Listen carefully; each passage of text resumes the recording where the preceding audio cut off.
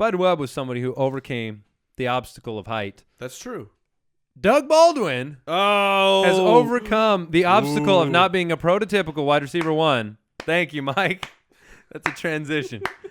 Number 7. That's professional. Number 7 wide receiver on the year is a man named Doug Baldwin. Doug Baldwin. So we gotta project him forward. I think I know He's the Mike, same height as you, Jason. There you go. We'll call him Spud Wow, Webb he's too. very short. So I know Mike and I are in an agreement. I don't remember your take on Jimmy Graham, Andy. Mike and I both do not think Jimmy Graham's going to be able to come back and be anything relevant this next year in a way that's going to very much affect other players. I think that he'll probably miss the whole year. Yeah, so for me, with that being considered, Doug Baldwin has such a great repertoire going right now with Russell Wilson. I believe rapport. The word is rapport. Yes, it is. Not repertoire. Mike didn't even care. Yeah, he's fine with He just it. let it go. Because in my head, it was like they're good. They got the song and dance, like the Fred Astaire. They tap dance together. They got a couple songs they can They've break got a out. good rapport. Yes. People can't have a repertoire together, I don't think. You saw over the second half of the 5, season, 6, 7, 8. you saw over the second half of the season, though, that was his first read, and that was, oh my goodness, when they were in the red zone. I don't know, He was man. looking Doug Baldwin's way probably too We'll much. probably have a Doug Baldwin show. That's the amount of debate that could be taken. 78 catches and just over 1,000 yards. There's only one reason he's here. He's here because of 14 touchdowns. Those numbers, we've seen it before. They're very hard to repeat. He's not a prototypical end zone receiver. I don't project Doug Baldwin in the top as a wide receiver 1 at all next year. But how about this take? I think the Seahawks offense is transitioning. I don't think Marshawn Lynch will be there. Thomas Rawls will be the guy. But they'll run it through Russell Wilson's arm. And Russell Wilson will be the guy. You know how they have when they have the Monday Night Football promos, they put the guy in the front. That's the superstar of the team. It's now Russell Wilson. Doug Baldwin erupted. You know who else was great? Now down the stretch, Tyler Lockett. That guy is coming, and he is good. He is fast, and he is a highly skilled wide receiver. You take those in with the mindset of we don't have beast mode anymore. Thomas Rawls is great. I think he's going to be an RB1 next year, but I think this is Russell Wilson's team. Like you said, the offense will go through. You saw Russell. it after their bye, their Week 9 bye. They come out hot and heavy in Week 10, and so here are the best. Yeah, if you pull the touchdowns off, but you keep the game planning going, his numbers could go up on the receptions and yardage and down on the touchdowns. Exactly, because once they came out of that bye, they really were Russell Wilson's team, and you saw that he is Russell Wilson's number 1 target. And so let me tell you, from Week 10 on, from a fantasy football perspective, here are the top wide receivers for that second half of the year. Brandon Marshall, number 1. Antonio Brown, number 2. Allen Robinson, number 3. Sammy Watkins. So Odell Beckham, and I'm subtracting one off of all these guys because number 1 was actually Doug Baldwin ahead of all of those guys for the entire second half of the year. Doug Baldwin. So is he a top 10 wide receiver next year? I don't think he's going to be drafted that way. No, but how does he finish? How do you project him? I think he finishes as a wide receiver, as a back end wide receiver 1. I see him in that 10 to 12 range finish, and I think you're going to be able to get him at a better value than that. Maybe. I would only draft him in the 2 area. I'm not comfortable doing as that. a 2. Yeah. Yes, me too. I agree. I would draft him as a 2. I'm not going to over under 4th round for Doug Baldwin. For where you would draft him and where do you see him being drafted in most redrafts? He'll get drafted higher than that. I was going to almost say everything. I would love to take him in the 4th round. Sure. I think he'll probably go higher, and I would probably be willing to take him in the 3rd. That's a hot take. That's hot, Doug Baldwin. It's super early. There are so many variables that need to work themselves out. It's kind of it's nuts to look at his first and second half of the season. He had 6 straight weeks in the first half of the season where he had 3 or less catches in each game, and then the bye week hit, and they were a different team. And obviously, you can't count on. I mean, you do those numbers 1, 4, 6, 9, 12 touchdowns in the second half of the year. That is unbelievable. Doug Baldwin. That's a 24 touchdown pace. Next year, Now, 24 touchdowns. This is way too early, but here are guys that I think are going to be drafted ahead of Doug Baldwin, who I would not. I think you might see Fitz. That you would not. I would not. Okay. Fitz, T.Y. Hilton, Jarvis Landry, Martavis Bryant, Kelvin Benjamin, Amari Cooper. All of those guys, I think, are going to go in drafts ahead of Doug Baldwin, and I think Doug Baldwin finishes the year ahead of them. Sure. Speculative. It is hard to repeat touchdowns when you're not prototypically built for it. It's hard even when you are. I mean, Jordy Nelson in 2011 came out. He went from 2 to 15. Yeah. And the world was on fire. He was going as high as you could be. The next year he came out and he had 7. It wasn't a bad year.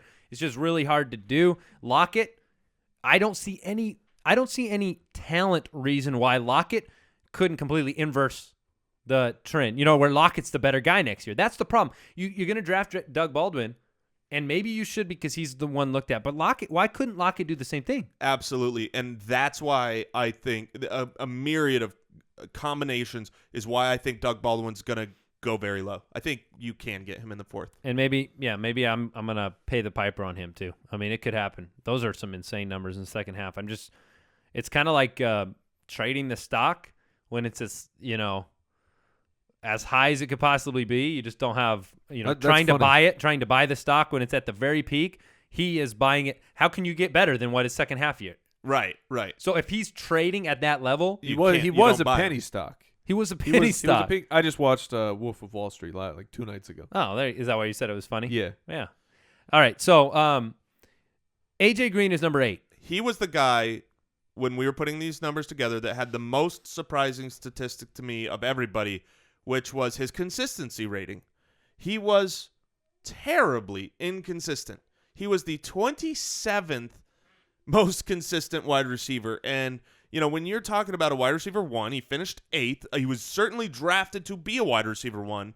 That's a guy who ruins your team. When he's not even as consistent as a wide receiver 2, you had plenty of weeks where he was kind of he was there. 6 single-digit weeks. Yeah, 6 single-digit weeks out of his 10. Out of his 16. And that's a half point PPR? And a half point. And he was drafted as a wide receiver 1, unless you took him on a turn and went wide receiver. But he won you week 3, Jason. Oh well, and that's what's crazy is did. he finished 8th, and in week 3 and a half point PPR, I believe he was over 40 fantasy. And then points. you mix in Dalton's injury.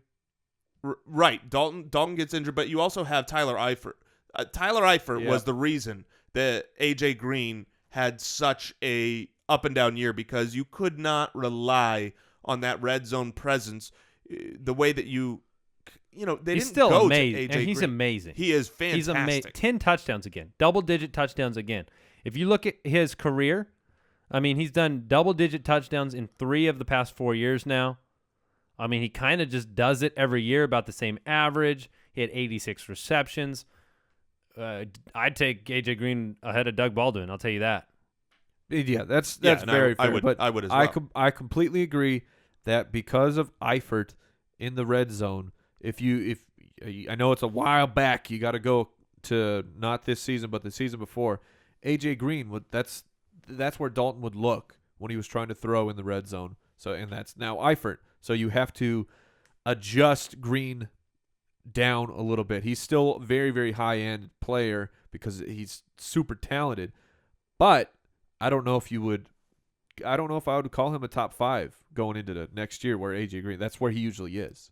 Yeah. He's one of those guys that could be a value because of where he's going to go. He won't drop too far, but if you could maybe get AJ Green in the 3rd round coming up next year, which I'd be bowdy bout it.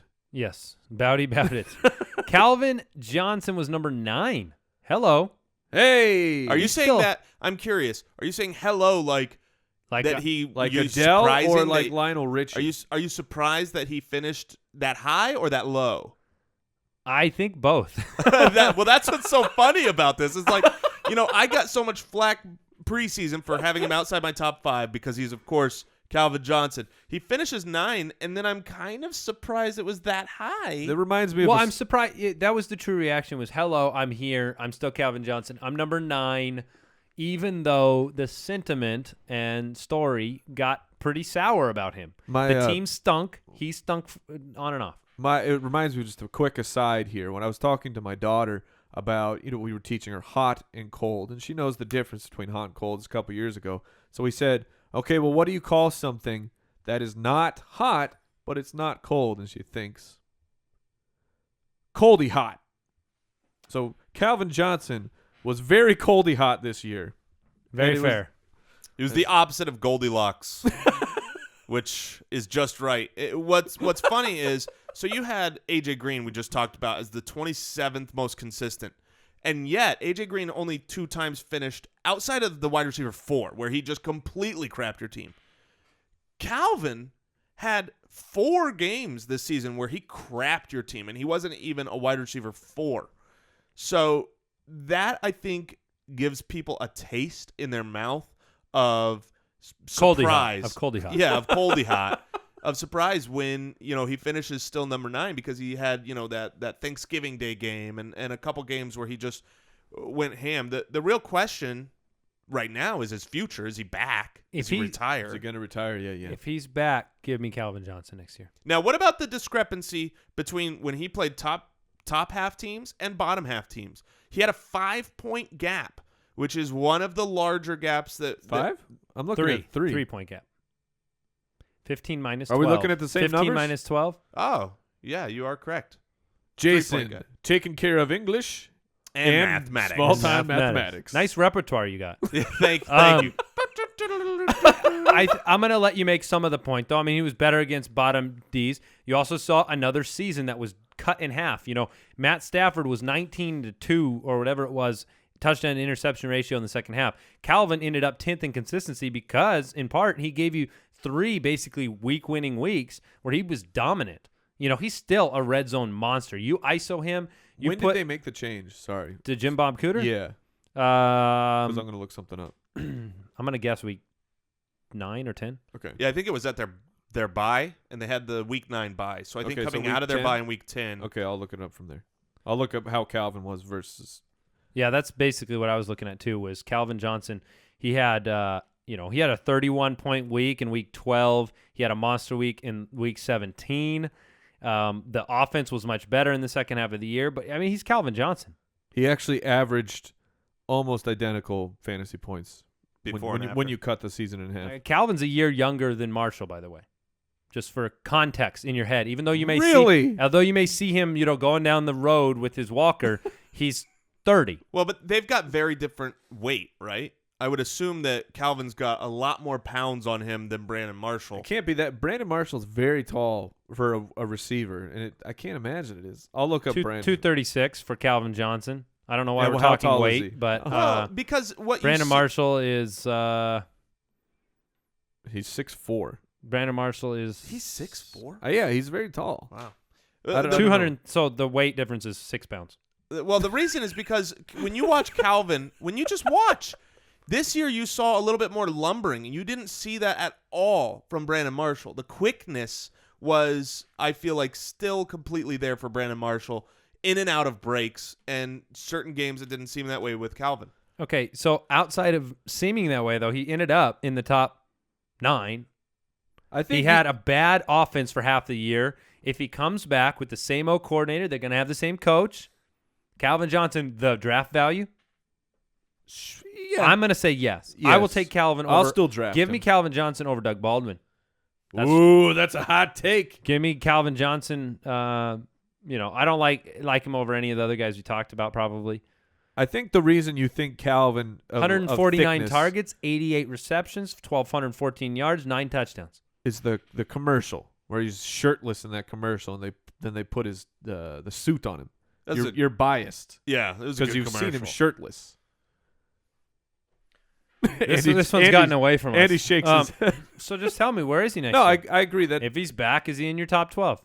That's it. That's the question. Maybe at the very, very back. Yeah. Who are you taking over him? You taking Eric Decker or Larry Fitzgerald over him?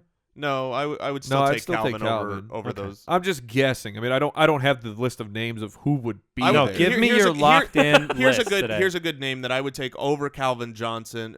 Mike Evans. I would take Mike Evans over Calvin Johnson next year, and they're probably going to go around the same spot. And that's probably a good time to remind people that this is not our top 12. This is the top 12 finishers at the wide receiver precision last year that we are breaking down. Yeah. I didn't say all that in You normal said English. precision. Precision. Now the next guy on the list is Eric Decker, who I think if we're surprised that Calvin is at 9, Eric Decker, the number 10 wide receiver, number 2 in your heart Behind Marshall. because of the consistency. the number 2 most consistent wide receiver, and he's a guy. He might have the best draft value of anybody. I know Allen Robinson and Brandon Marshall were fantastic, but Eric Decker went way, way later than either of them. Eric Decker was fodder at the end of drafts. Yes. Eric Decker was somebody who Mike, I got to give him credit, talked up extensively. Thank you. Mike is somebody who has always been willing to overlook the not being the number 1 wide receiver thing, and that has been very beneficial for Decker owners. Look, if you started him 16 games, 13 times he was in the top 25. Now, the thing about Decker is he better be your 2 Yes. because he gave you 0 top 5 games. He was never somebody who gave you more than 1 touchdown in the course of the year. I don't think he had any multi-touchdown games. Nope. Someone confirm that. I don't think he did. That's correct. He had 3 games without a touchdown. 1 game that He also missed. you never went to Twitter after playing him and said Eric Decker just killed my team this week. No, he never did. Not even one time. Well, he killed you with kindness. It was just it was a lower score, but he was so solid and reliable. And 12 touchdowns. And when weekly fantasy scores fluctuate up and down, I mean, having a guy like Eric Decker on your team is a huge advantage. Looking forward to next year, I think Eric Decker will be drafted where Brandon Marshall was last year. He's going to be a 4th, 5th round pick. He won't be tossed aside to the back of the draft. He'll be up near the top, but he will still get he won't get the same respect as these other guys, despite finishing as a wide receiver 1. So, top 16 defenses, he played them 6 times. Bottom 16 defenses, he played them 9 times. He played a little bit better against bottom defenses. It's about a point. There's really nothing about his statistics that made you feel like you were bouncing up and down on a scale. It was just solid, like just consistent, solid performance. Eric Decker was the guy. Really, nothing else to say other than the fact that, look, when you're consistent and you're not flashy, you can end up in a top 10 in fantasy football. Well, 12 touchdowns will certainly do that. And even if his touchdowns go down for next year, he's a guy that I will still be targeting Eric Decker, assuming that Fitzpatrick and Marshall are both back. Yeah, I mean, if he stays healthy, 75 to 80 catches, 1,000 yards, and 8 to 10 touchdowns should be automatic. Yep, and that's great. That's great stuff. All right, Larry Fitzgerald and Brandin Cooks round out our top 12. Those are the guys we're going to finish up talking about today on the show. On Wednesday, we're going to go through some more wide receiver names. We're going to talk about guys like Mike Evans, throw some other names out there, give you where they finish, where we project them forward. But Larry and Cooks, guys that had, I would say, very different expectations when the season began. Cooks was somebody that was very, very indicative of that kind of. He had the shine. He had the shine, right? And honestly, kind of rounded into form as a guy you could lean on a little bit. Larry Fitzgerald started very strong, 146 targets, ended up with 109 catches, 1,215 yards, 9 touchdowns. Not the season people expected from Larry Fitzgerald. No, definitely not. Not the 1,200 yards, especially. I mean, the touchdowns can't be that surprising because he's a end zone monster. But 1,200 yards for the old man, who I guess is not really an old man. I will 32. You can't call him that if you're I older. have to refer to him as a young man. My life is ruined. So, question for you guys. Put these guys in order. Larry Fitzgerald, Michael Floyd, John Brown next year. Oh, man. I'm going to go with Floyd. Floyd will be my number 1 guy. My number 1 guy. Floyd, he had a tendency he could disappear, but you got to go back and remember the preseason injury where his hand, it was a really big-time injury. His fingers dislocated outside of his epidermis. Now, I don't, no good. that's Yeah. that's like a normal person. I'll use myself. All my knuckles are inside my epidermis. Well, yeah, I keep them where I like them, which is inside my skin. Keep 'em but where you like them. I mean, I get that injury, I'm out for the year. I mean, just go ahead and call me next year, and maybe I can do something. But he came back. He was slow getting back into the offense because John Brown started the year quite hot. John Brown is just, I don't know if he's a true number 2 guy.